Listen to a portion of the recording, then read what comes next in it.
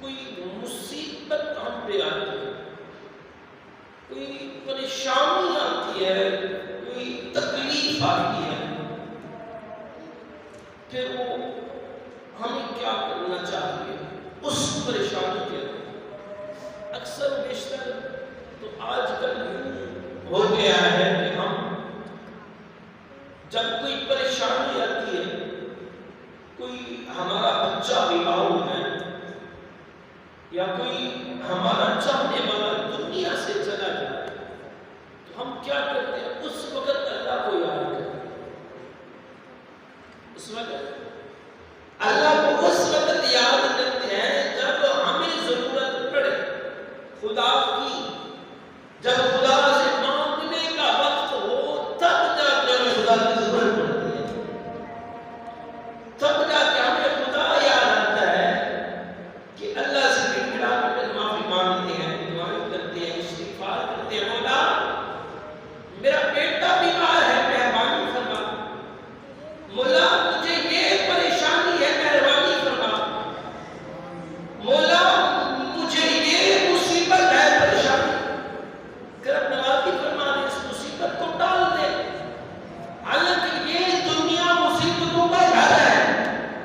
پریشانیوں کا گھر ہے، تکلیفوں کا گھر ہے، یہاں مصیبتیں آتی رہتی ہیں، لیکن جب مصیبت آتی ہے تو ہمیں کیا کرنا چاہیے؟ صرف آپ رب کو پکارتے ہیں تو اس لمحے پکارتے ہیں جب ہمارا مقصد ہو رہا ہے، جب کوئی پریشانی ہو، مصیبت کے وقت، تکلیف کے وقت پکارتے ہیں، لیکن خوشیوں کے وقت بھی وہ ہمارا رب ہوتا ہے۔ جس طریقے سے تکلیف کے وقت، مصیبت کے وقت، پریشانیوں کے وقت وہ ہمارا رب ہوتا ہے، اسی طریقے سے وہ خوشیوں کے وقت بھی ہمارا رب ہوتا ہے۔ جب خوشیاں ملتی ہیں، اللہ کی طرف سے جب انعام ملتے ہیں، جب برکتیں ملتی ہیں، دولت ملتی ہے، اللہ بیٹے سے نوازتا ہے، پھر ہم اس وقت رب کو بھول جاتے ہیں، پھر اس وقت ہمیں رب یاد نہیں آتا۔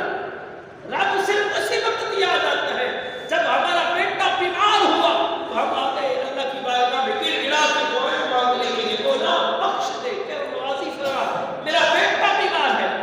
اس مصیبت میں گرا ہوا ہوں، پریشانیوں میں گرا ہوا ہوں، اس وقت بس رب یاد آتا ہے، پھر ہم گر گڑاتے ہیں۔ لیکن وہ رب ہے، سبحان اللہ، وہ رب ہے۔ آج ہم نے ایک وہ بنا دیا، فیشن ہی بنا دیا، بس دعا مانگنا بھی ایک فیشن ہو گیا، بس یار ہر وقت ہمارا رب ہے، خوشیوں میں بھی